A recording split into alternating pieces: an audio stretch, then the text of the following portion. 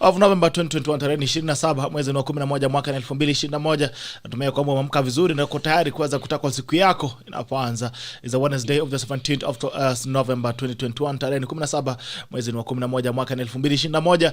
Mwezi mmoja to Christmas. It's 1 month to Christmas. Merry Christmas in advance once again, just in case you don't get to hear from me again. Merry Christmas. Na pia unaweza anza kutuma zawadi ya Merry Christmas na Boxing Day in advance. Naanza kula kidogo deposit. Karibuni sana. It's another edition of the Siasa, Wednesday edition of the tackle, the 17th of November 2021, and we are ready to tackle today with you. Tafadhali karibuni. When you join, please like. When you like, we get to know that you're watching us, and that please share. When you share, you give someone else an opportunity to watch the broadcast. This is the tackle and begins now. Tuko na Governor P. Muchendu ambaye amepotea sana kidogo, lakini amerudi. Alikuwa ametuambia atachukua kiti ya Meru. I don't know what happened. Tuko na ODWEYO hapa, na tuko na ndugu yetu hapa mgeni leo amefika mara ya kwanza. Tengeneza shati kwanza kidogo, kola. Osha kola. Karibu Kenya. Asante sana. Haya, asante. Acha tena mbele za Mungu tuombe, alafu kirudi basi nakuja kuwapa salamu zenu. Kijana Bishop, unaweza tuombea? Shall we pray? Father God, we want to bless you. We want to thank you. Thank you for availing an opportunity to us to be here as we discuss matters of national importance. We pray that you may guide us. And once you're done, you shall be careful to give you glory and honor. In Jesus' name we give thanks. Amen. Asante sana. Thank you so much, Governor P. Muchendu. Naona ngona maamka hapa tayari mapema pia. Tafadhali pia nichukulie. Sholim Kibet Benachi, Sholim hapa, asante sana. Enes Lagat, good morning sir. Good morning to you. Zar Shakim kijanangu anasema good morning from Dubai. Asante sana. It's your second anniversary as a follower. Thank you so much for following us for all 2 years. Enes Lagat, Jogoro Nairobi Kolokta. Asante Sholim Kibet Benachi, good morning GB. Good morning to you. Balozi Eric Meja anasema we waseregea Likuyani Kakamega County already logged in. Mimi ni Asla. Je wewe. Haya. Langat Geoffrey, good morning GB. Team Kemboy Laredo Texas locked in. Agnes Kimnai, good morning to you. Say Tala, good morning. CK Kanisha Siasa. Haya. Edwin Kibrugut Arab Chumba, good morning from Kapenguria, tuned into the best platform full of great insight. Asante sana, good morning. Mili Kozge, good to see you. Wepotea sana sijakuwa na hii wiki. Shout out to you, good morning to you. CK Kanisha, good morning. Kazi mzuri, asante sana. Agnes Kimnai, salimia ODWEYO mesalimia. Haimba Wandabusi, morning Gerald. Haimba Wandabusi watching from Kiriat County of Trans Nzoia. Ruth Chep Kozge, good morning to you. Mili Kozge, Western Australia, tuko locked, good morning. Boaz 029 niko ndani. Moses Kebene Nyigadet niko ndani kabisa from Kapseret. Ni Kebene Mheshimiwa Moses Kebene Nyigadet. Asante sana. Siasa edition of Wednesday 17 November 2021. Tunaenda kulipa madeni kwanza haraka ubesi, alafu tukirudi basi na kuja kuingia kwenye mjadala wa leo. Haya.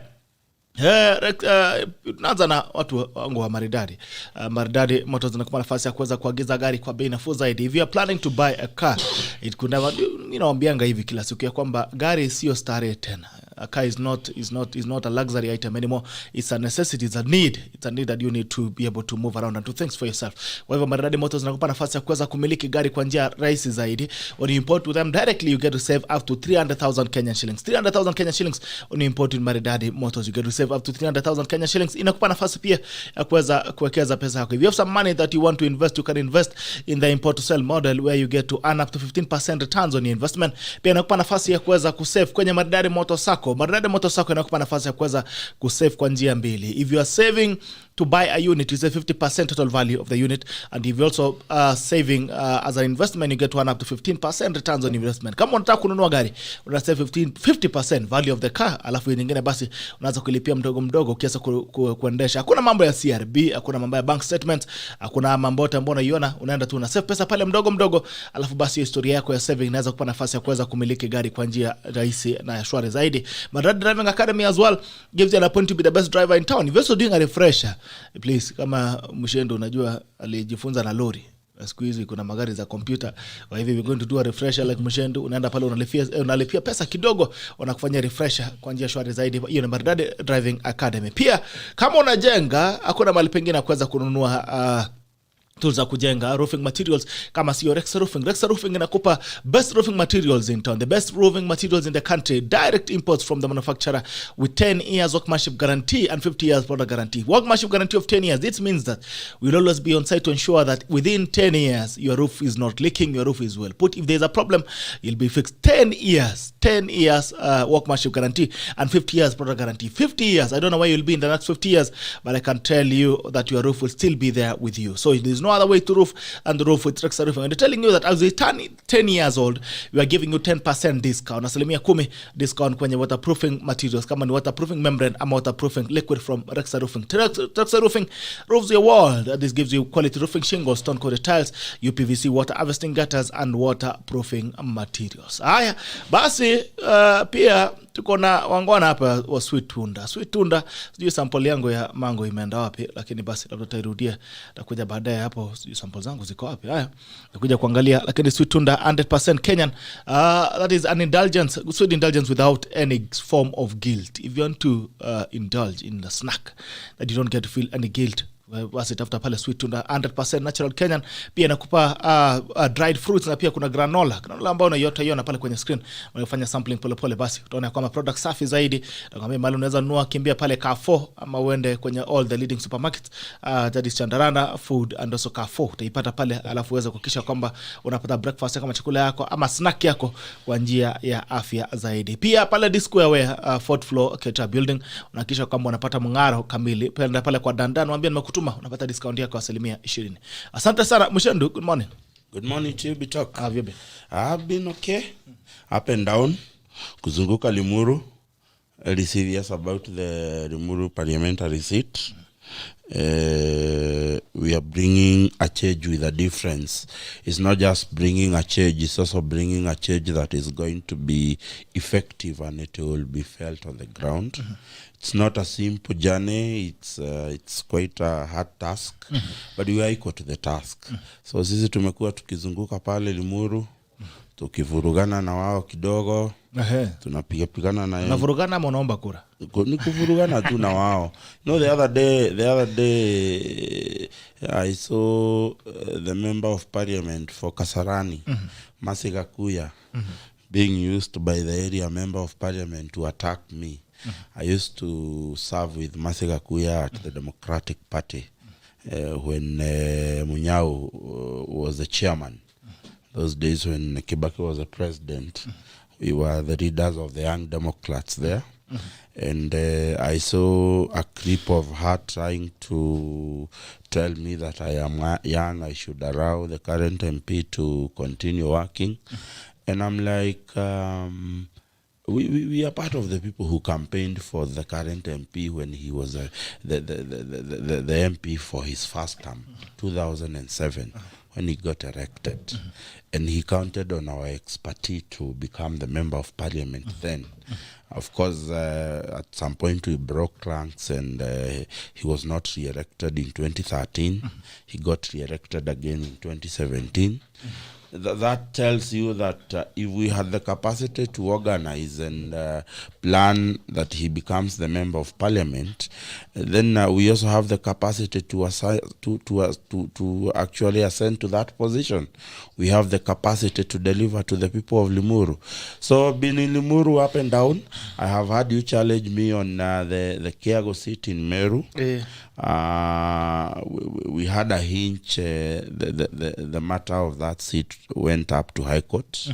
The UDA coordinator, that is South Imment coordinator, Saresio Duranera, went to IEBC and raised an objection. Subsequently, when the IEBC had his objection, they decided to throw our candidate out of the race.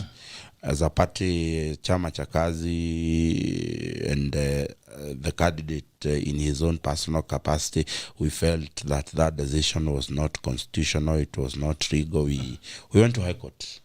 So subsequently, the High Court had to stop the by-election until that matter was adjudicated.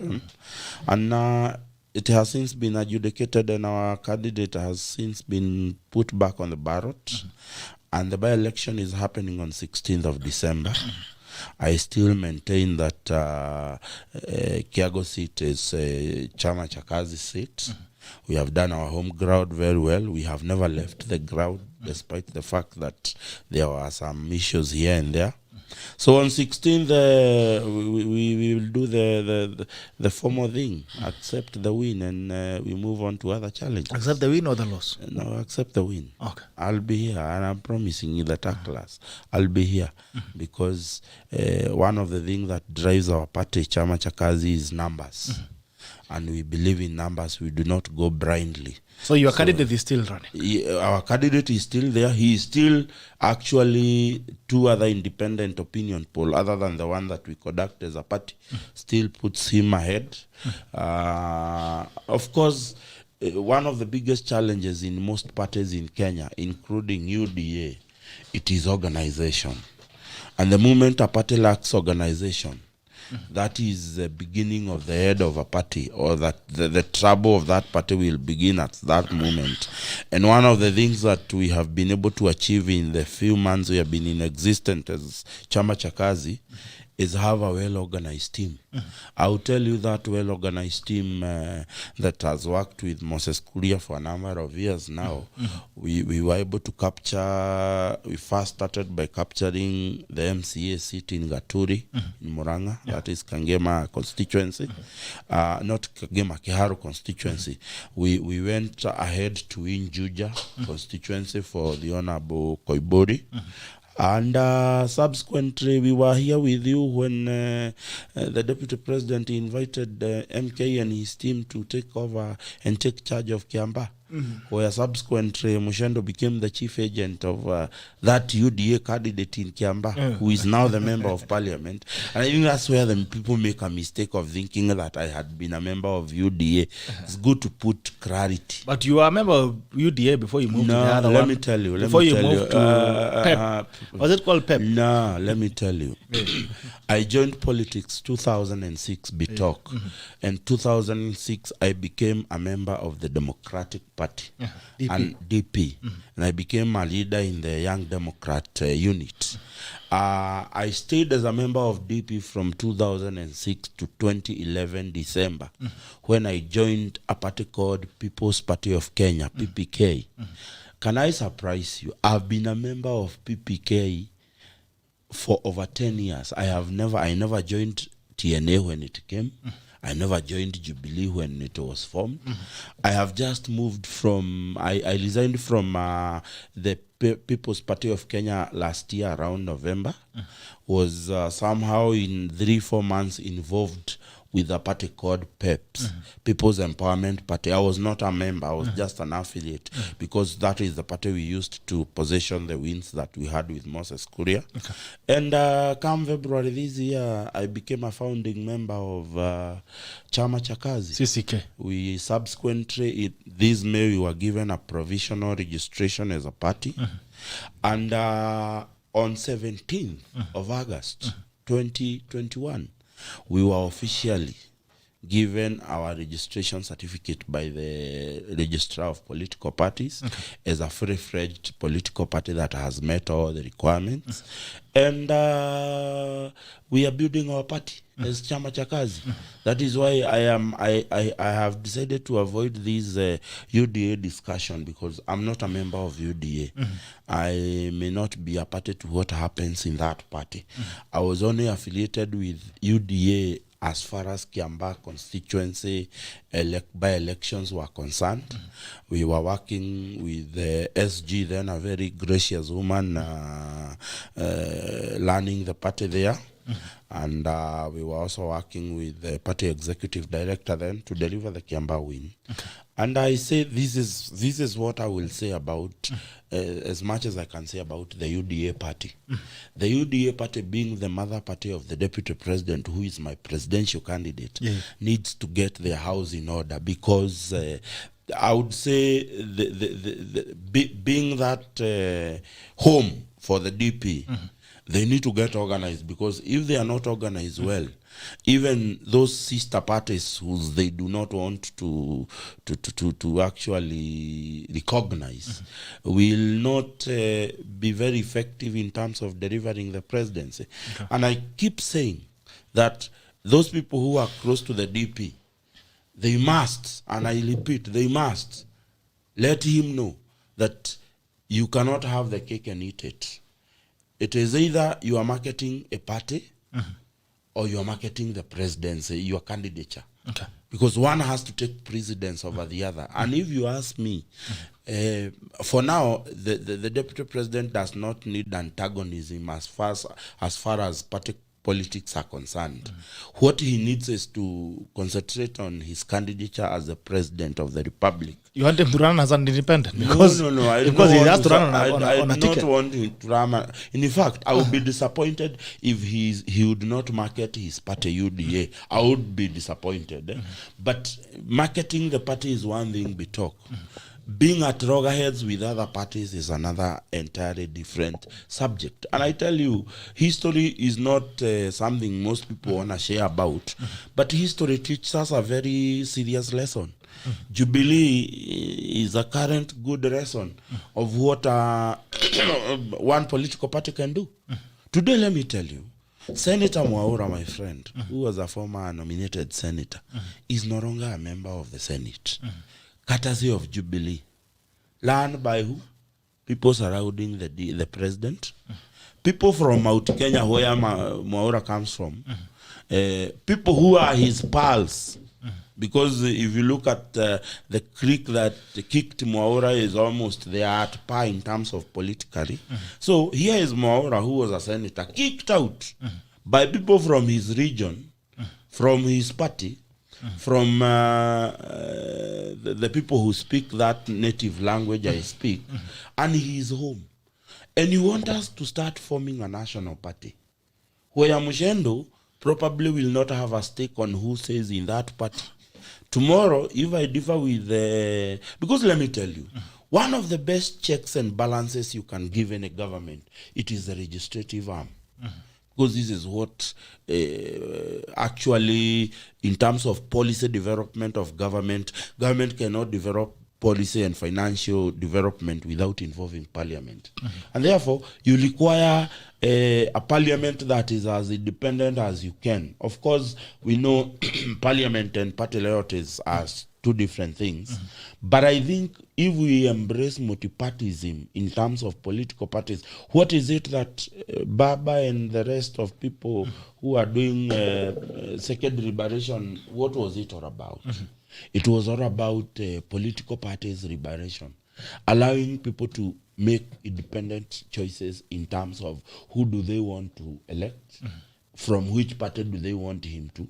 It is not this notion of the one that the current president peddled, which is unfortunate, of I want my soldiers, foot soldiers. You don't need foot soldiers as a president. You just need to bring sound development issues in assembly. And we, as Kenyans, elect competent people who can work with you. And I think for me, that's what should inform the campaign system of the deputy president. Yes, having a very strong party, him as a deputy, as a presidential candidate, is okay. In fact, he should not go to a rally without saying UDA, but UDA should now not form the antagonism war that is currently happening. I've seen Isaac Ruto saying he's not going to disband his party. Which is okay, because he can go ahead and form a coalition again with other parties. Exactly, and that's what I'm telling you. And that's the liberty of parties. That's what I'm telling you. The Political Parties Act, we talk. It is actually allowing what is called post-election coalition. People of like mind, like us in CHAMA cha KAZI, our main interest right now is to market the party, come with a different way of doing things in terms of how do we do our nominations and all those things. Get as many members of parliament as we can, get as many members of the Senate as we can, get many women reps as we can. Moving forward past 2022 general election, we will have a very formidable CHAMA KAZI party that can actually sit down and negotiate something called post-election coalition, because it's a provision in our Political Parties Act. And I think basically that is what should inform the DP, that let us embrace all the people of the right mind who necessarily are not members of UDA, that when we come to after election, we will form a very strong post-election coalition. And I'll tell you, if, God forbid, if we have a rerun of the presidential election, those strong parties will have already identified who are the members of parliament, how strong our parties are. So they also form a very integral part of how we may do that rerun of the presidential election. But I pray and I hope that we do not have a rerun. So that basically any money that we should be using for Iran can go to add the bottom-up program the president, the deputy president has been talking about. Because any money that would be set for presidential Iran is a very good seed money to add that particular program. All right. Okay. John Dicky Wanaina, good morning. Isaac Moao, good morning, watching from Chokimau. Asante Bet Gideon, good morning, Mr. Bitok. I've been away for a while, but I'm now back. Tuned in from Knox Vegas. My greetings to those viewing. Asante Sana Bet Gideon, welcome back. Marias Kipkirui, tuned in from Wilson Airport Business. Karibu Sana Marias, it's been a long time as well. Good morning. Samson Kiptum, Gerald Bito, good morning to you. Charles Kinywa, good morning. Simon Mwati, good morning. Mombasa Sisini Maasila. Jane Mumbi from Safaris by Jane, good morning. Team Tako, good morning to you. Alice Choge, good morning. Gerald, tuned in from Kibagenge, Trans Nzoia County. Asante Sana, my sister Alice Choge. MC Robert Cardinal, good morning, live from Dono. Mokumu Linus, okay, morning from USA live. Good to see you, Kumo. Rashid Abdallah, good morning. Gerald Bito nimerudi bro. Morning, nimekuwa msik jamaa. Pole sana bro. Rashid Abdallah, pole sana. Pole sana ndugu yangu kutoka Montreal, Gwen, pole sana. Marion Eva Chela, good morning. Teta class watching from the city. Kapana, 10 years kwa roof ni kidogo. Tunataka kitu inadumu milele. 10 years ni broader, ni workmanship guarantee. 10 years is workmanship guarantee. Workmanship guarantee of 10 years. We are telling you that if we roof your home today, we will be there for 10 years to ensure that your roof is doing well. Kama kuna shida kidogo, aba kuna leakage, kuna nini, tunaweza rekebisha kwa njia rahisi zaidi bila kukulipisha. Guarantee ni 50 years product guarantee. Guarantee ni 50 years. 50 years utakuwa happy Marion. 50 years utakuwa happy Marion. Julius Roy, good morning, watching from Ongata Rongai. Kiteke Justice, good to see my brother. Mwani Makoni County, Katozeni Sub County. Shipai NH Sempeyo, good morning, tuned in from 034 Kajiado County. Alan Kogo, good morning. Tackle Justice Chitembwe, Kenya, kumbe everyone is conman. Eric Omondi Sarakasi, anyway karibu asante sana. Eric Omondi alibebwa juju. Kama ukimani, good morning Bitok, say hello to Governor Mushendu, tuned in from Park Inn by Radisson parking area. Good to see you Kimani. Kama ukimani, Mountain View Executive Cabs in the building. Asante. Ask Mebu, do we really need 89 parties in Kenya to feel that we are a multi-party democracy? Mwambie US there David is over Kitur. 200 parties. David Kitur, how big is the US? David Kitur, watching from Kapsabet, MC Kalia. Good morning, brothers. Joel Arama, morning, Gerald. Good morning to you, my brother, Chairman Diaspora Edition. Martin Goni, tuned in from Kikuyu as always. Mpotea sana ndugu yangu Martin. Arapto wait, keep to him. Morning, sir. I'm watching from Langata. Kimtai Rotich, good morning, sir. Getting you clear from Kentucky, US. Asante sana. Robert Degwa, Atlanta, tuko ndani. Sam logged in, boss, tuned in from Kampala. Not good here though. What's happening in Kampala? Tuambie ndugu yangu Sam Sirma. Jana niliona Kampala Kilumana kidogo. ODWEYO, good morning. Good morning to you, sir. Good to see you. Good to see you too. Mafikisha wapi safari yako ya bunge? Safari tunasukuma. You still gallivanting in town. Mguu moja ishaingia bunge bana. Ala? Mguu moja ishaingia, ni moja tu tuna. Are you 100%? 75. Ulifanya wapi hiyo poll ama ni ukarabati ya town? Umeanza sinema. Masinema re. Let me tell you something, Gerald. The worst form of cowardice is the failure to believe in yourself. I agree. Yes. So when I tell you 75%, I'm telling you 75% because I've been on this run since it's over a year now. Okay. I started with a quiet form of you do a reconnaissance survey before you hit the ground. By the time you hit the ground, you already know your prospects, so that you don't just invest in a dead venture. So I've been on the walk public from January. I've been doing this. And there's a good show, there is good progress. And by faith in action, tutaingia. So ujaenda ground bado? Ground ice. I've told you for over 1 year I've been on the ground. Nafikiri umesema kwanza ulikuwa unafanya research ndio uende A ground. research nilifanya last year. Okay. So ushaenda ground sasa. Last year from April hapo ndo nilikuwa na chini ya maji. Mpaka December hapo. So by the time I was declaring, I already had the, like Muchendu was saying, politics is about numbers. So you first of all identify those numbers so that as you develop your strategy, you already know who to target and how to target. Okay. Yes. So 75%. Ongera sana mbunge. Usikuje tena kulia next year hapa wafungue safa. No, me, you know, at the end of the day, as I look for votes, Yes. I also work on protecting those votes. Because it's one thing, you can have the votes, but if you don't have ways of securing your votes, then you have done nothing. So at the end of the day, and that's why when we are here, we appreciate these opportunities to also share with fellow Kenyans on a few other issues beyond the normal politics, the normal toxicities of the politics. But even before I say that, you mentioned something about Kampala. I would like to stand in solidarity with our brothers. Yes. It's unfortunate that we still in the 21st century, people still have to express their divergent opinion through violence and mass murder of people, which is very unfortunate, and we condemn it. Moving to the next thing, I would really like to mention is that we've talked, he was mentioning about parties, and I heard someone mentioning about having a lot of parties for us to be a multi-party. Personally, I don't have a problem having 1,000 parties. My only concern is, what do these parties stand for? For example, you look at most of these people, they're in a party, but you can't draw the line which party they are in. Like, for example, let's use his example. There was Jubilee, there was PEP, there is CCK. So you realize that as a democracy, parties are supposed to be organized around ideologies. Ideologies that people can relate with. And that's the reason why someone like me, I'm riding independent. I'm riding independent because at the moment, there's no party or presidential candidate who has come out with a plan and a plan on how to execute that plan. Okay. And a demonstration of the consequential results of that plan. One side is talking about Azimio la Umoja. I can't sell that to the people of Butula. Why? Because the people of Butula are very peaceful. I've never seen any fights. They are normal. Of course, people argue and they move on. In Nairobi here, the only thing that I buy from, my mom is a Luo, my dad is a Luya. The only thing that I buy from Luos is fish, for my own known reasons. The rest of the other things I buy from Kikuyus, most of the things I buy from and I don't have a problem. I already have my Azimio with all my other. I buy whatever I buy from the most convenient value guaranteed store. Okay. I don't care whether it belongs to a Bitok or a Kimani or what. So as Kenyans, we are already united. Anyone who lies to you that these tribal kingpins must come together for us to be united, that is a scam.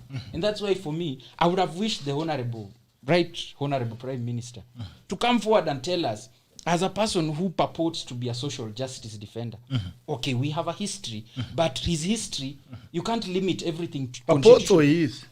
How do you mean purport? Is he not?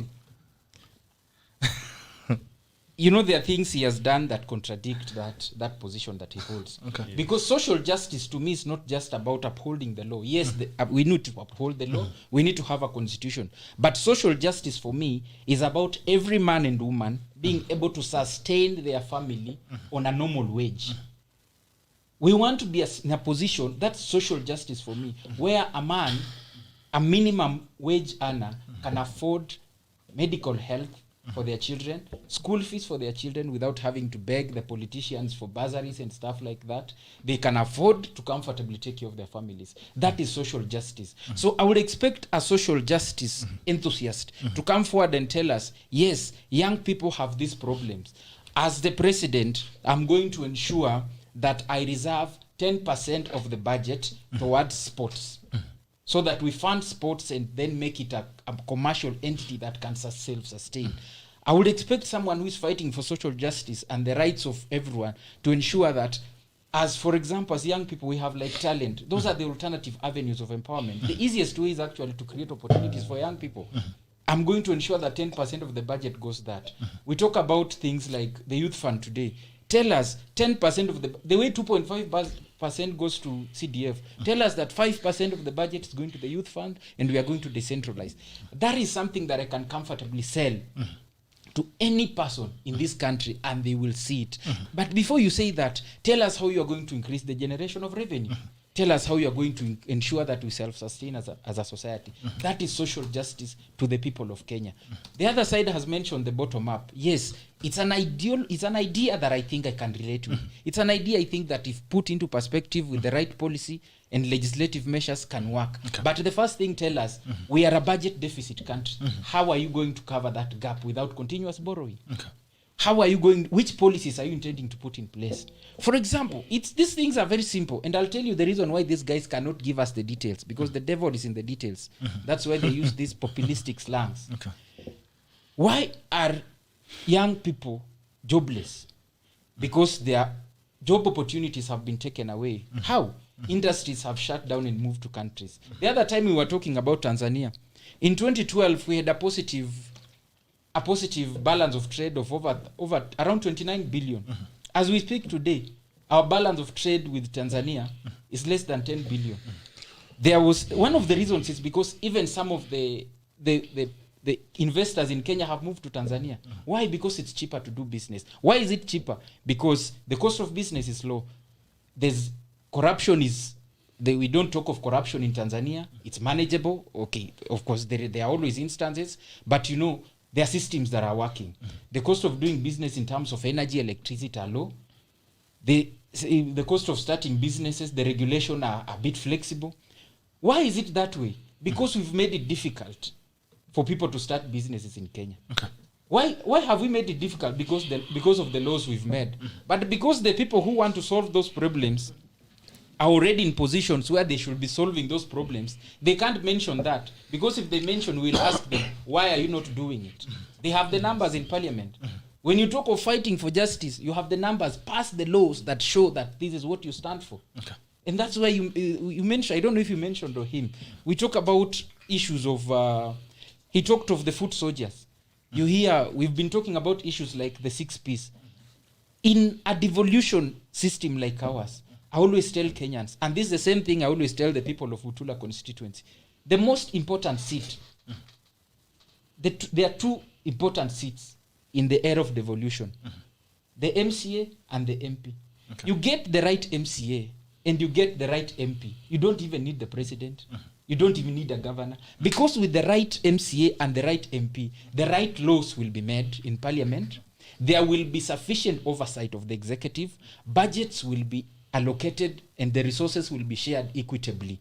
So at the end of the day, even as we fight for Azimio la Umoja, that thing will never work if we don't have the right MCS and the right MPs. So that's where we'll focus, because that's in a constitutional democracy, the most important arm of government is the legislature, because that is what determines the food you eat, the life you live, everything. It is hinged on that. So as Kenyans, as we go to the ballot, as the people of BUTULA, we need to understand that it's your MP who will determine the resources that will come. I always ask people, budgets are passed. When is the last time your MP came to your area to say, this year there will be a budget of, let's say, 3 trillion. What would you like me to present to the budget committee? As your wishes as the people of BUTULA constituency, for example? None. So by the time this person is passing a budget, you ask them, who is the beneficiary of this budget if you have not presented the views of your people? The other day I was on another television station and they were saying there are MPs whose job is to accompany their party leaders. Every day. You see them on television from Western to Central to Mombasa. You ask them, when are these people working? When are they representing their people if their job is just to hang around these people? So you realize that as a people we need to be in a position where we elect people based on their ability to perform their functions. We need to stop being, as a country we are very retrospective when voting, where we look more at people based on, possibly sometimes they'll tell you what they have done. Okay. But at the end of the day, You cannot judge a fresh graduate of medicine. You can't start asking how many surgeries he has conducted for him to be able to do a job. So we need, as much as we retrospect on the leadership, we also need to be prospective. That's where vision now comes in, because we are governed by our visions. Not, it's good we understand our past, but we need to perspectify the present and then invest in the future.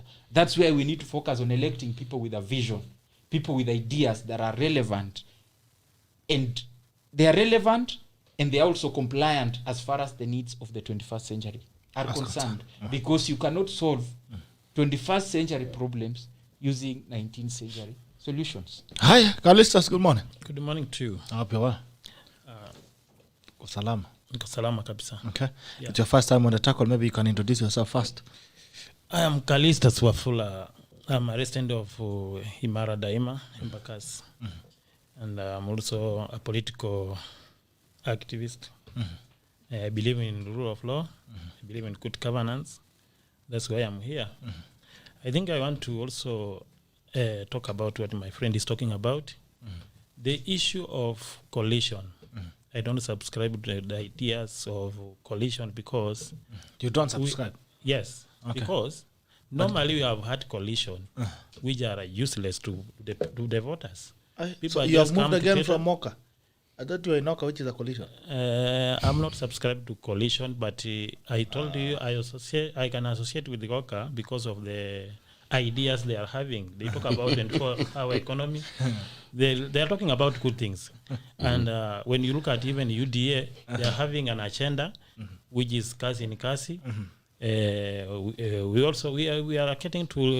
are listening to all of them, and I'm here as a political analyst. I don't think I can take sides, but coalition, people forming small parties and giving condition to the candidate, that is not going to help us.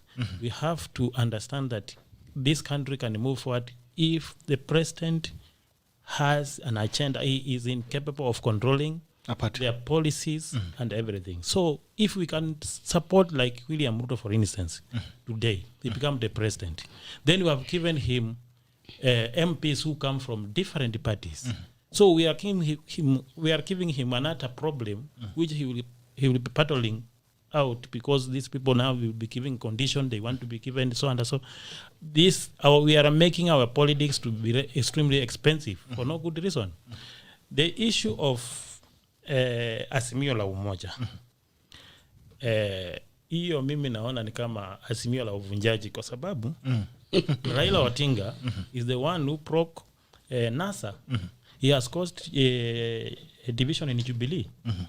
And this is the person who is telling us that kuna azimio la umoja.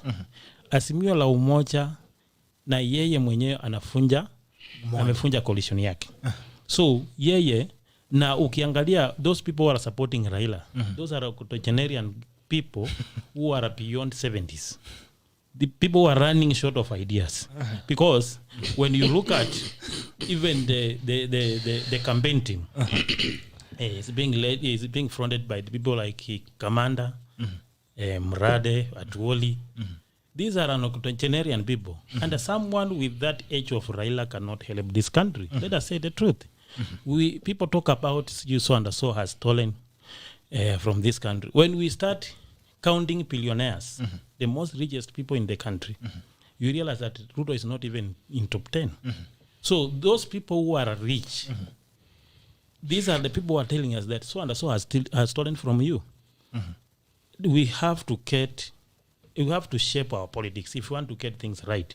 Because you cannot keep on complaining that so and so stole. If we have got the president of Republic of Kenya who is in charge of the country, if someone has stolen from Kenyans, then he must be, they won't be blamed. Because why has he not arrested all these people who have stolen from us?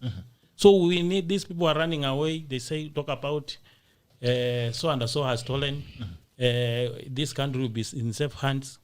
The country will be in safe hands if we have got good policies, if we have got good plans, and if the president can work with all the 47 counties, equitable distribution of national resources. That is what we mean.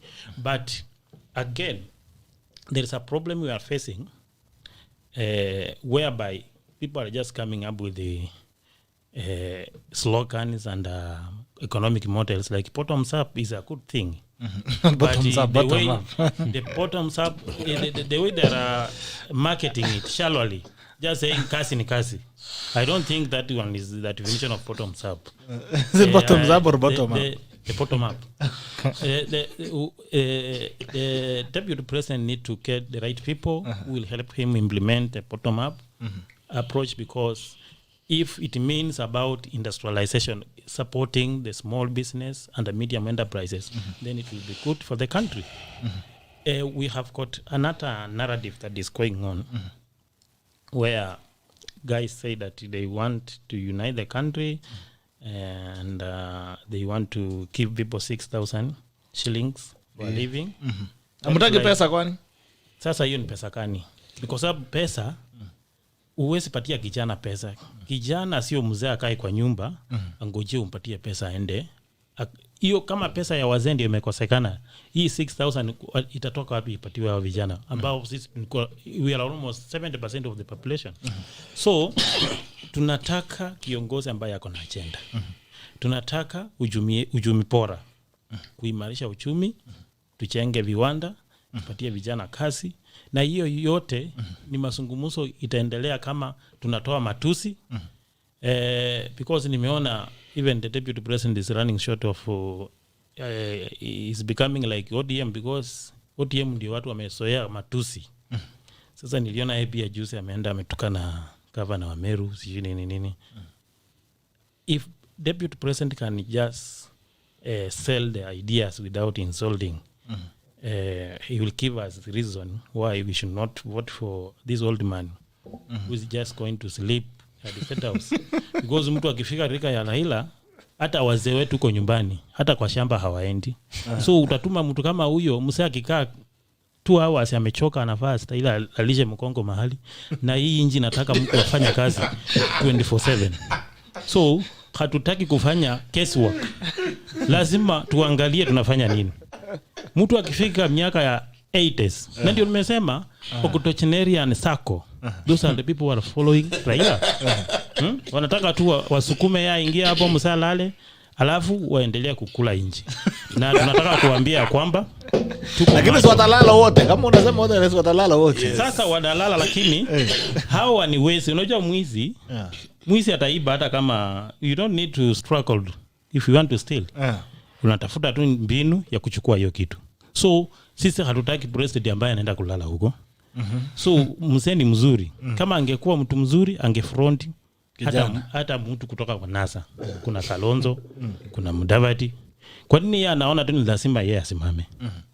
Na yeye ndiye alikuwa mtu wa kwanza. He has contested all election of Uhuru Kenyatta, election victories.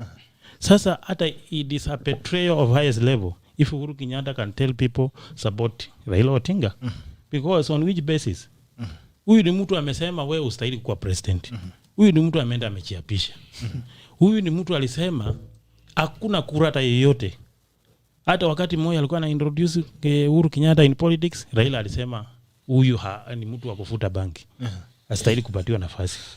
Sasa huyu ndio mtu tena Uhuru Kenyatta anasema tumsupport. Sasa watu wa Central wanashangaa, sasa mheshimiwa rais, huyu mtu mwenye amekupinga hii miaka yote, huyu ni mtu ambaye hata juzi wakati koti imempatia nafasi ya kwamba muende participate kwa repeat election alikataa. Na alikataa kwa sababu dungerudia election, hata watu wa Western walikuwa wameanza kuchoka naye. Hii maneno ya kusungusha watu kwa barabara kila wakati hata kwa sababu unatafuta uongozi, hiyo vitu watu wanachoka.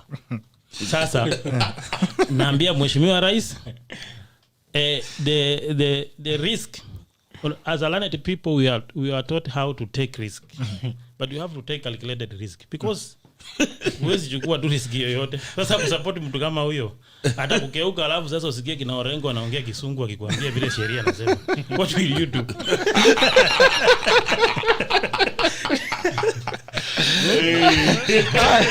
Vile sheria sasa ikiwa walikuwa wanamsomea sheria Chekaranda ground wakati hawajapata uongozi, wakisema tunapanga vile tutakungoa State House. Sasa hii vitu yote umefanya ni ukora tu, handshake. Na sisi kama watu wa magharibi, I'm not tribal, tunasema kuna interests national, there is also regional interest. Because when I talk about Western region, there is, in the Western region, there are all tribes. There are Kalenjins, Kikuyus, Kambas, and all tribes are there.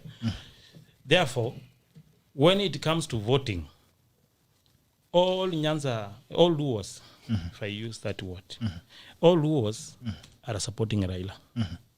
But they call it national. Raila is a national figure. All Kalenjin, forget about Gideon Moi, is negligible. He cannot cause anything difference in Rift Valley. All Kalenjins are supporting him. William Ruto. Why you can't call it undervaluing Gideon?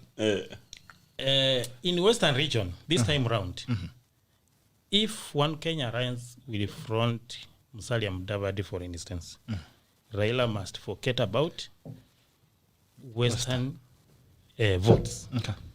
And accumulatively nationally, people who are living in Nairobi, for instance, and they come from Western region, or they have interest in Western region, they're not going to support Raila. They will definitely vote for Musalia Mudavadi. So the thing I'm telling you, in 2022, we are going to have a rerun. My friend told me, I've just told us that it is unreasonable to have a runoff. We are not going to run away from a runoff.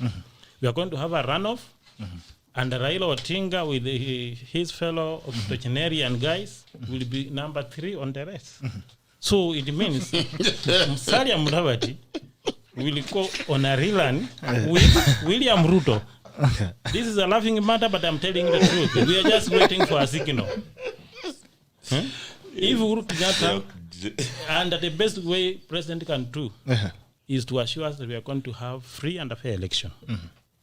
We don't care who become the president, because after all these people, they are just the same. But the worst is to have an old man who is going to sleep to allow people loot public money. And these are people who are like walking on the road. Mtu anatembea na msafara kubwa, wabunge wote wa kutoka Nyanza hawafanyi kazi. Lakini wamefuata tu msafara ya baba. Hadi ataenda kudirect watu wapigie kura. So someone like James Orengo, huyo ni mtu achalingi hata maisha ya watu. Yeye bila alijua tu ya kwamba nikifuata Raila atasema mimi ndio timu yangu. I'm advocating for strong political parties. But I don't activate on the ideas of cartelism, whereby, just recently I heard about Mama Ita Odinga trying to front Team Wanyonyi for Nairobi governorship. That is just cartelism. Lazima kuna kitu yenye timu ameenda amefanyia huyo mama, sasa anakuja kutuambia. Nairobi race, hata in fact is destroying team.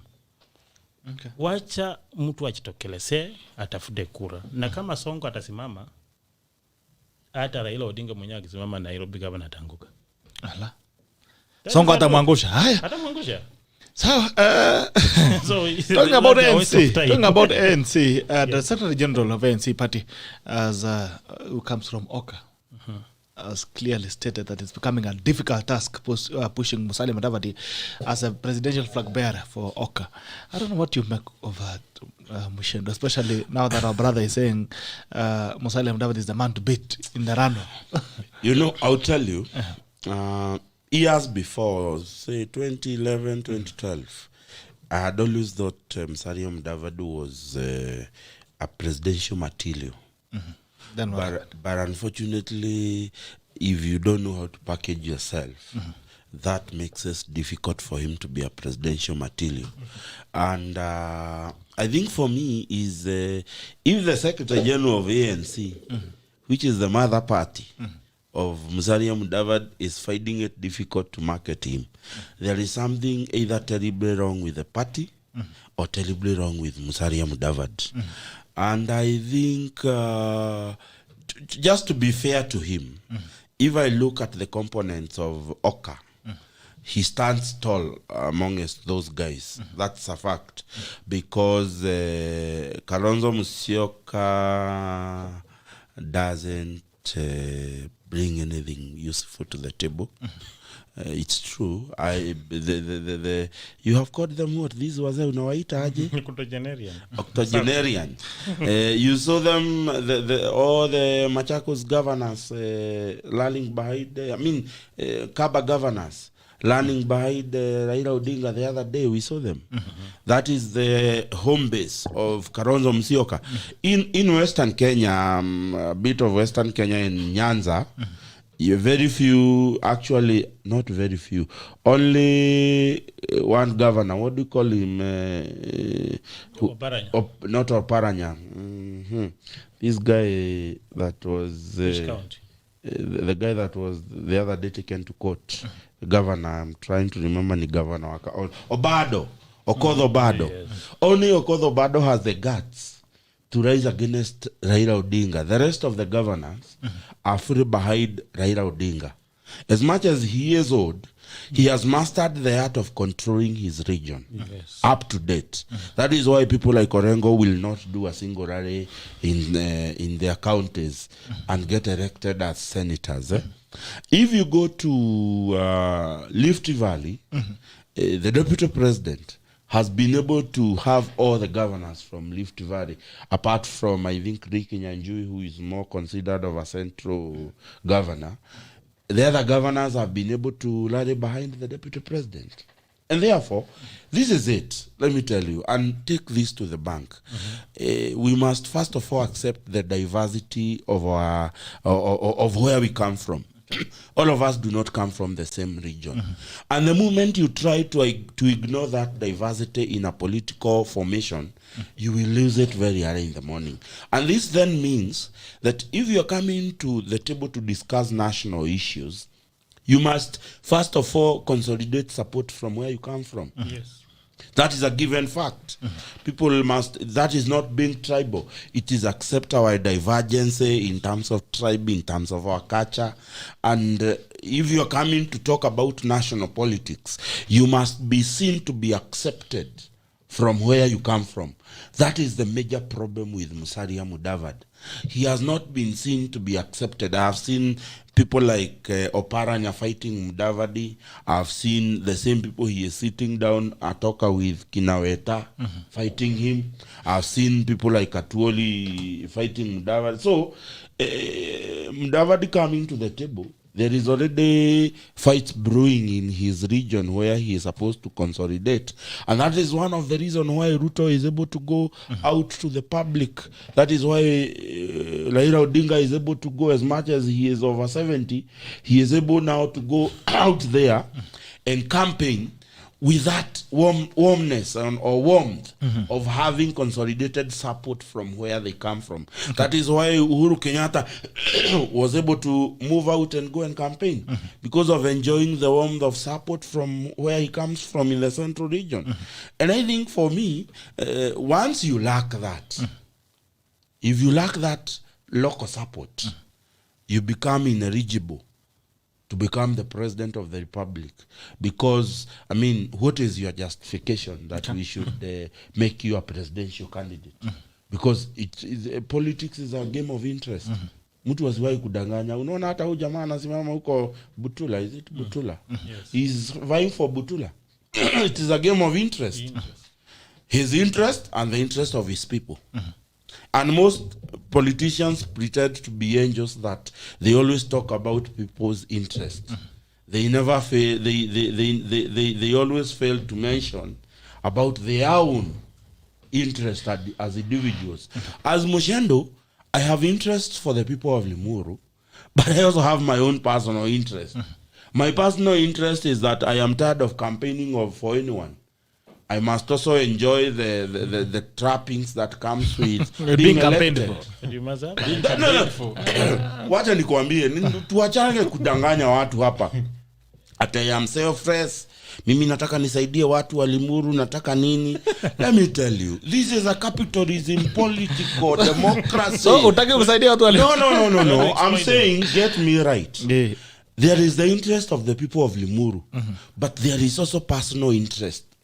Because, my brother, when you become the member of parliament for Butula, There are doors that naturally would not have opened for you in this Nairobi that are going to open. There are companies, there are NGOs, there are organizations that will open doors for you. And they open doors for you, they better your life as you better the life of the people who elected you. So personal interest and people's interest go hand in hand. Usiwahi danganywa na mtu. And that is why unakuta kila mtu saizi amechaguliwa, hakuna mtu hana Nyakenywa dancers. Everybody has a Nyakenywa dancers.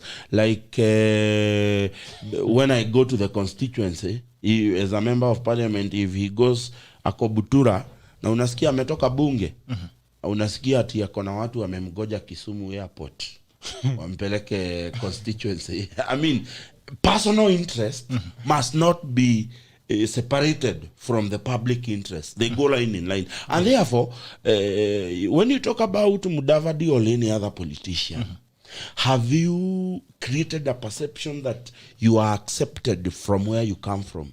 Because when those people accept you, they give you relevance. Today, Bichok, some of the, in fact, in parliament, what gives you legitimacy as a member of parliament? You're given legitimacy because the people of Kikuyu, the people of Limuru, the people of BUTULA, the people of, Embakasi East or whatever, they have elected you. They have given you legitimacy that when you stand to speak, you speak with confidence because there are people who has legitimized your stay in that assembly. And therefore, even presidential candidates, if you want us to make you a president, you must show legitimacy as a presidential candidate. Something Mudavadi is very far from making. It is like how he has described Gideon Moi. Gideon Moi is a non-starter. There is, I mean, in fact, you realize most national opinion polls, he does not strike marks worthy of reporting in an opinion poll. And therefore, he has already lacked legitimacy of his claim to the presidency, because the presidency is not a hereditary kind of a thing. That because your father was a president, you also want to become president.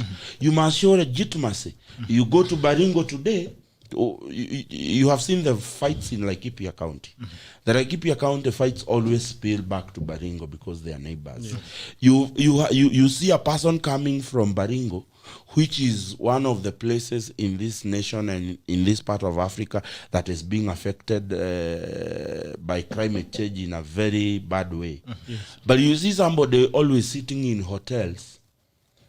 The people who have legitimized his stay in the Senate are the people of Baringo County. He does not care how many times, and I'm challenging you people, unless Gideon Moi is going to a barrio in Baringo, how many times have you seen him go to do development program in Baringo? And I challenge even the Takras who are there. If you have seen Gideon Moi do any development program, you know, in Kiambu we have a useless senator, but at least we see his vans loitering around Kiambu. We can probably see his presence through those vans, other than SMSs that he normally sends us when election near. We can see the vans. At least you can see something. And we can remember we have a senator called Wamatram. Wamatram. Gideon Moi, you people, you are political commentators here. Bitok, you do a show every morning. You're just Please, like us. You're just, yes. Like so, the people of tuonyeshe program moja umesikia Gideon Moi amefanya Baringo kwao. One program. Other than eating Cerelac. Yani mtu wa Cerelac na mtu wa kukaa mahoteli, kunegotiate ati oka. What, you know, let me tell you. It is when was the last time you heard Musalia Mudavadi do empowerment programs in Western region? Specifically Vihiga. If you allow, just a moment. In Vihiga, when was the last time you saw Moses Wetangula addressing a rally from, what do you call it, Bungoma? Addressing rallies or development issues in Bungoma. When was the last time you heard these senators? Because for unfortunate, in the Oka Nini, 3 out of, is it, are they 3? No, 2 out of the 4 are members of the Senate. What is the work of a senator in a national senate? It is to advocate the issues pertaining to the county where you come from. You have been doing.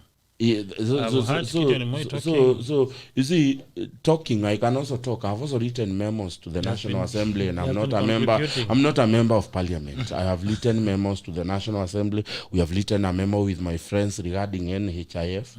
It came to the Assembly, and it was frontiered by the youth representative. What do you call him? Gideon Ketel. You don't need to be a member of Parliament to have issues taken there, but when it comes to issues of budgeting, that is the key role of a Senate. I was seated in the Senate when they were discussing you remember the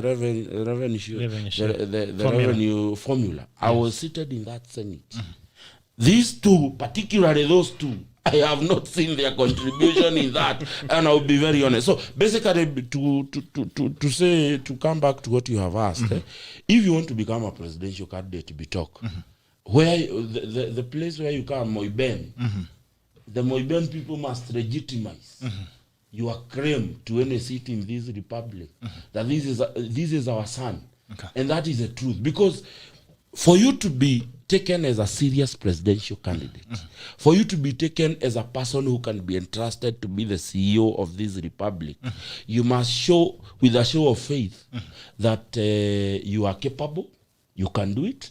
Na in our French, we say, that for you to even fathom the idea of leading people who are beyond the Gio village where I come from, I must start at the Gio village and get that embrace from those people. Subsequently, get the embrace of Day Award, Limuru constituency, Kiambu County. Nikifika hapa, nasema, today, I sit here, be talk, and I commentate and I talk about national interest, not at anybody's account. I have not been given mandate by anybody. I just come and share my thoughts. And therefore, tomorrow if I want to be a leader in this republic, nimerudi Limuru. Kwanza watu wa Limuru wanipatie legitimacy. Niingie bunge. I adjudicate their things in bunge. The other people in the country see what I am doing, and they will take notes. So shida ile iko Mudavadi cannot even cannot even get the people of Western Kenya to speak in one voice. In fact, they are in the same coalition competing with Moses Wetangula from the same community. I mean, sure. Mr. Chairman, if you allow me to interject, because Adoy has this person has... All right. Okay, you can interject in a minute. This person has a minute. 1 minute. Muchendu. Yes. Muchendu. Yes. I want to tell you that Musalia Mudavadi in 2013, he never ran because he had people around who were just fooling him, just playing what we call waiting tactics. As this time round, if Musalia Mudavadi is running seriously, you can take to bank. People of Western region will support him. And if he's going to choke around, I can tell you point blank that all those people are going to vote for William Ruto. For the obvious reason, because there is no way we can support someone for a period of 20 years. And whenever he get little chance, like project, he take them to Luo Nyanza. I want to tell you that One Kenya Alliance, you don't have to do some the way you are saying projects. When I was growing up in our high school, Musalia Mudavadi built like 3 dormitories, and when you go to Western region, there are so many schools that have been supported by Musalia Mudavadi. So let us not just dismiss someone just because he's not here to defend himself. The point I'm trying to say, the only person who is empowering people and supporting so many people is William Ruto. Even Raila Odinga, that is the most distinct person we have in the country. So you cannot say Raila Odinga is a leading contestant and at the same time you accuse Musalia for not having been supporting people on economic activities.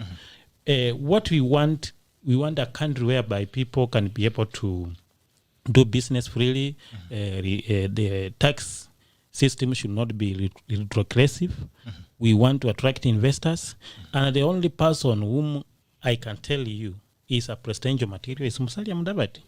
Like when you heard my friend William Ruto, he talked to the Meru Cavern as if so such like a person, if he become the president, ataandika watu vibogo. Aya, Adwe. Yes, sir. Kazi kwako. On Musalia Mudavadi, this is a man who has had opportunities. But it's either he has refused to notice them or take them. Okay. We go back to way back in 2002. Musalia Mudavadi was poised to become the president. But he accepted to become a vice president. Outside even parliament, when parliament had already been dissolved. I think that's where his trouble started. In 2013, I don't know who advised or misadvised him.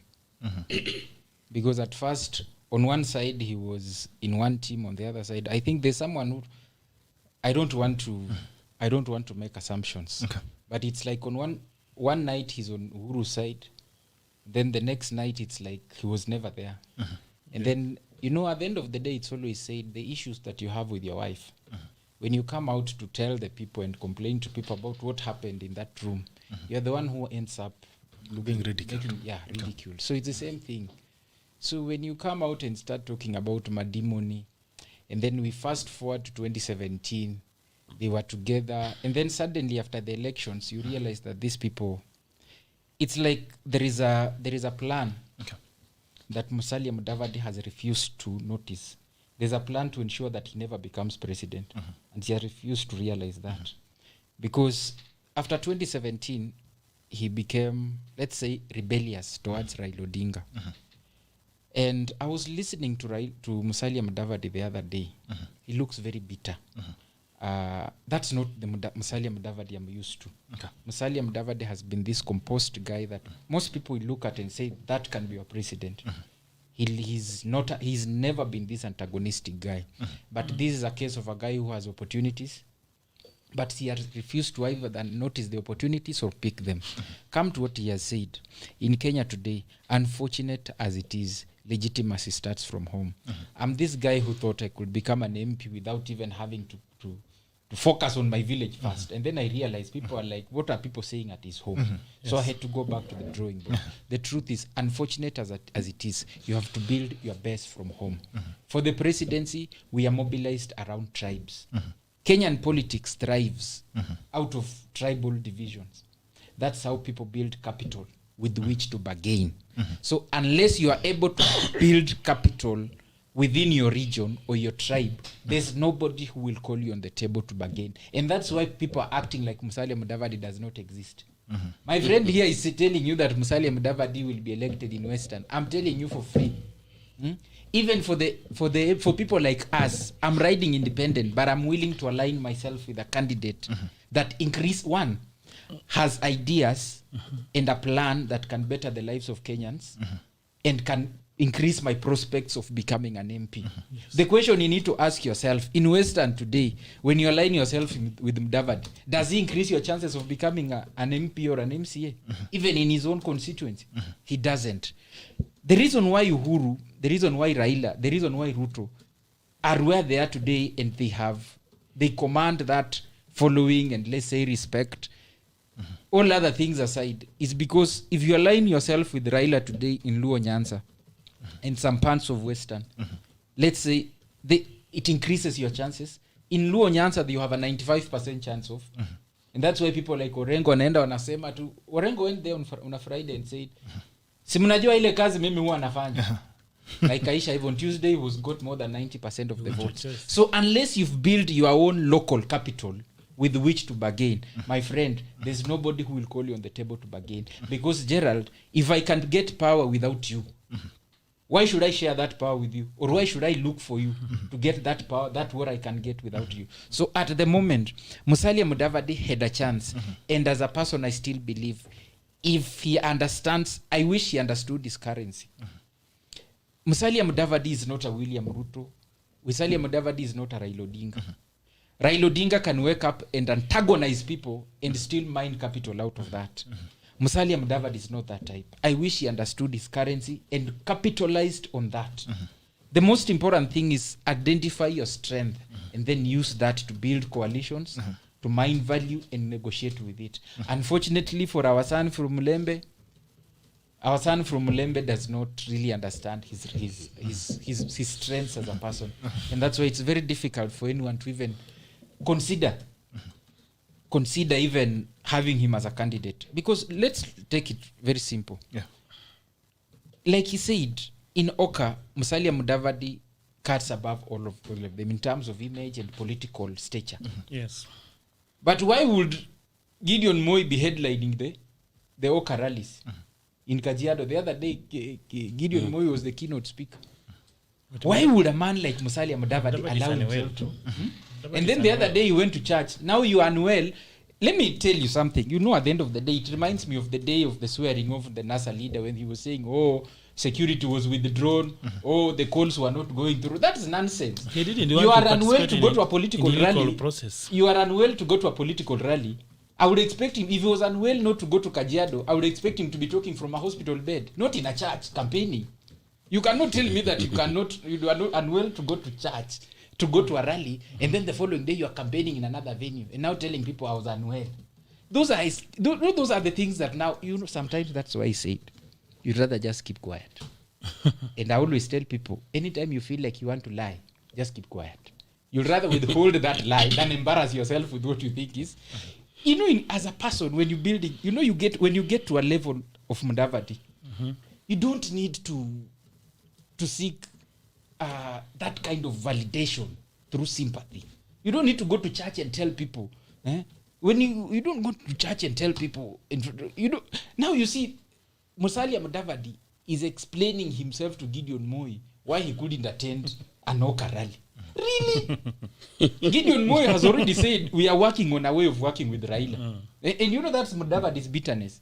Because Mudavadi thought with this organization and with his stature, he thought he could be the automatic candidate that can then go to the ballot and force a runoff. Unfortunately, the son of the professor had his own plans.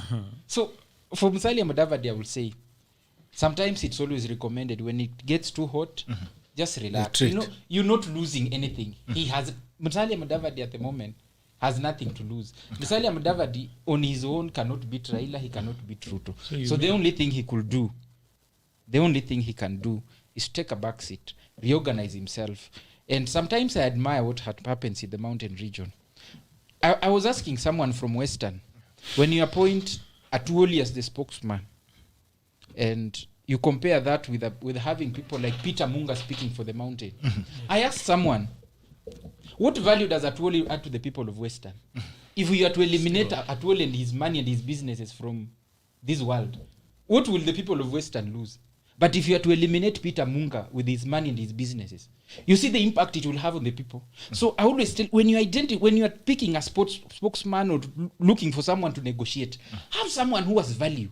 Someone that the people even look up to. When I look at the Mount Kenya Foundation, these are people who control businesses. These are people who create opportunities for hundreds and livelihoods for hundreds and thousands of people for the mountain region. So when James Mwangi stands up to give an opinion, when SK Macharia stands up to give an opinion about how the mountain should take up, the people of the mountain will listen. Because if SK Macharia was to shut down his businesses, do you know that is going to affect a lot of lives in? So you, as a parent, when you go back home, you say, Equity Foundation. You talk about equity that has created jobs. You talk about equity as something that has opened up. That's how people of the Western have failed to realize the economic value of politics. Okay. And that's why we are beaten by the people of the mountain. Because to the mountain people, politics is economical. To the Western people, politics is social, about status. Go to funerals, people dance around you and you think you're doing a lot. Right. So that is the trap that Mudavadi is falling into. Gideon Moi said, Uns did not ill in disbanded NASA to blame for current tension in Oka.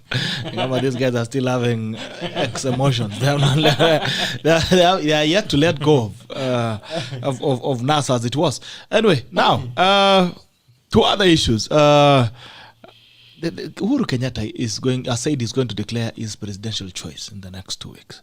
I don't know what effect that has. I think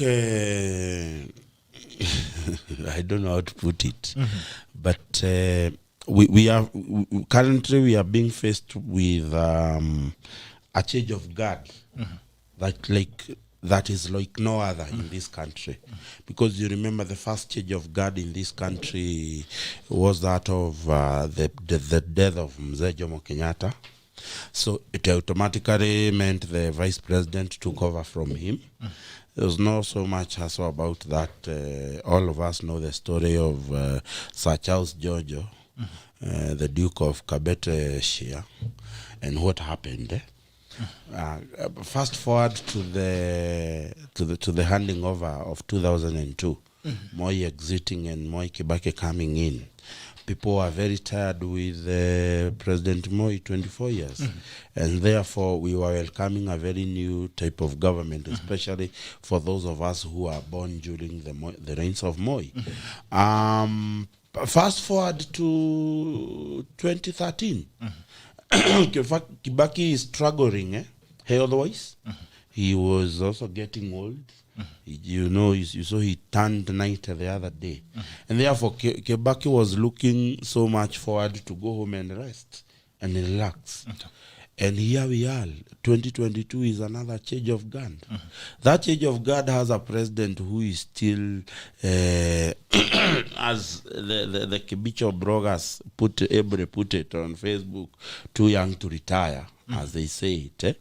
We have a very young, energetic, in quotes, and young must be put in quotes when I am saying it, very energetic, very a person who has been involved in what is called what do you call it, political croniness. A person who has been involved in what I would call a state capture, in terms of other than when President Moi was a president. The current president's family is one of the families that is doing serious businesses with government. And that I would classify as what one time David D called state capture. There is vested interest in terms of family business and government. And therefore, it is very hard for him to let go everything, because he has vested interest in the government that are going to come after him. And therefore, he keeps saying he is going to mention his presidential choice. It's an open secret. We do not expect him to do some magics and announce someone we don't know. He's going to announce the same. But I will say this. Probably it will be a blessing for Raila Odinga when the president declares that he is going to support Raila Odinga, because it will be the first time a serious and a senior person from out Kenya would declare such a support to Raila Odinga. But it's true. And you're laughing. It's the truth. It will be the very first time. Raila has never received accolades from a sitting president. This will be the very first time. So if he was to declare Raila Odinga is his choice, it will be probably a blessing for Raila Odinga, because there is quite a chunk of central votes that would Raila always gets quite a number of votes in central, because we have also embraced other people from other walks of life, because you see central ni pahali ya majani chai, ni pahali ya kahawa, ni pahali ya maziwa. And I would say this: one of the biggest competition in terms of hand jobs, it is from Western Kenya. Ukitoka kwa Mugikuyu kulima, ule mtu mwingine wana compete kwa kazi ya shamba, kazi ya mikono. Ni mtu wa Western Kenya, arafu mtu wa Rift Valley. That's the truth. It's a fact. Those three tribes are very well known in terms of doing those. So therefore, there is a mix of race in Central that will give Raila votes. And that support by the President Uhuru Kenyatta would come in handy. And of course, we are still waiting for that wedding when ODM marries Jubilee very soon. Unfortunately, they are marrying a barren daughter of, who cannot bear children. And therefore, if Uhuru Kenyatta declares that he will support William Ruto, if today he was to declare he will support a William Ruto, I would advise William Ruto to run away like a plague. Yes. Because any support from Uhuru Kenyatta at this juncture, I would consider it cancerous. Yes. I would consider it a stage 4 cancer. And William Ruto must run with his 2 legs as fast as he can. William Ruto today in Central, in the mountain, does not require the endorsement of Uhuru Kenyatta. They talk about deep state and how they will steal election to instill fear on politicians. But I think for me that the president supporting William Ruto at this juncture is not going to add value to the deputy president. In fact, it might work against him because, as the hustler nation, we have formulated a political system that is geared to fight that very system Uhuru Kenyatta is running. And subsequently, any support coming from the president to William Ruto, it will just going to hurt his campaign. It is not going to build any capacity for him. So I wish the president well as he declares whoever he wants to support. But I can assure you, it is nobody outside the dynasties. So this is an open secret. Okay. And I hope he gets to declare so that could it be? before the wedding between So ni nani? Who could it be? In your guess, who could it be? Me? Of course, Raila Odinga. Okay. Aye. He's going to support Raila Odinga. And that's why I'm telling these OCA projects. The other day we saw that all the vehicles they are currently using are being financed from Harambee House. Yes. All of them. Whether Raila Odinga, whether Kalonzo Musyoka, whether Mudavadi. I think the only person who frames himself in using his father's bicycle is the Cerelac boy, Gideon Moi. The rest, all of them, mpaka sasa nini zao, mpaka sasa magari zao ni sa serikali, na wewe unaita press conference kupiga hizo serikali na that feeds you. Do you know, let me surprise you. Gideon Moi, the OCA, all the OCA principles, apart from probably, no, not apart, actually all of them. Mtu anaitwa Moses Wetangula is a senator eating off from government pay and allowances. Mtu anaitwa Gideon Moi anakula both salary yake na wanakula ilikuwa inaitwa retirement benefit za baba yao as the president. Mtu anaitwa Musalia Mudavadi. Musalia Mudavadi anaenda na gari ya unajua is a former vice president. Anaenda na gari ya president ya serikali, anapikiwa na kuku ya serikali, anabebwa na dereva ya serikali, ya kuku ya serikali. They are mnawaita chef nowadays. Everything government. Kalonzo Musyoka does not probably know the cost of buying a new car. He joined government a long time ago. He stayed in government, ended up being a vice president. He's getting the goodies that comes with being a former vice president. Musalia Mudavadi the same. He's a former vice president, enjoying the traps of power that comes with having served in that position, regardless of the fact that he was appointed the vice president when parliament was already dissolved. He was a vice president for how many days? I can't remember. About 3 months or so. So basically, these OCA people, the only thing that has brought all of them together, it is when they remember what they enjoy from this government, and they cannot afford to lose it. So they have come together as people who continue to benefit from government, as people who continue to benefit from our taxes. It is what that has brought them together. So for me, I find it, in fact, sasa unaona Uhuru Kenyatta akideclare support yake kwa Mudavadi ama kwa Wetangula. Anaweza declare yake kwa Gideon Moi, considering it is the father who had him join politics, because it is not forgotten to us that in 1997, when he vied for parliamentary seat in Gatondo South, he was thrown in a combination effort of Moses Kuria and the then MP called Moses Mwehia. And they chased him out of Gatondo South, for those people who care to look at the history. And subsequently, the president had to ask the fixer, Mr. Fixer, Mark Tor, to resign so that Uhuru Kenyatta can join parliament and subsequently be appointed and become the presidential candidate for 2002. So him naming Gideon Moi as successor, it will not come to a surprise. And in our French, we give back. If you do something good to me in my native area, I will do something small. I'll to return. Say thank you, and I will return the hard. hand. So he might return hard to Gideon Moi. Or you might, but I say this and I say this. My people, my Hustler Nation people, my presidential candidate William Ruto, if Uhuru declares that he is supporting you, run away from him like a plague. It is a stage 4 cancer. Him supporting you is going to dent your campaign rather than support it. Okay. All right, Ndugu. Yes. Odweo. Yes, sir. Will it have an effect on the politics of the day?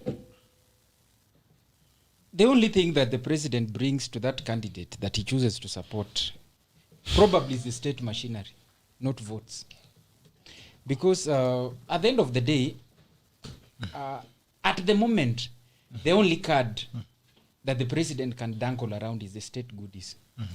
Because if you look at the performance of the Jubilee, you see for an incumbent, you are judged based on your performance.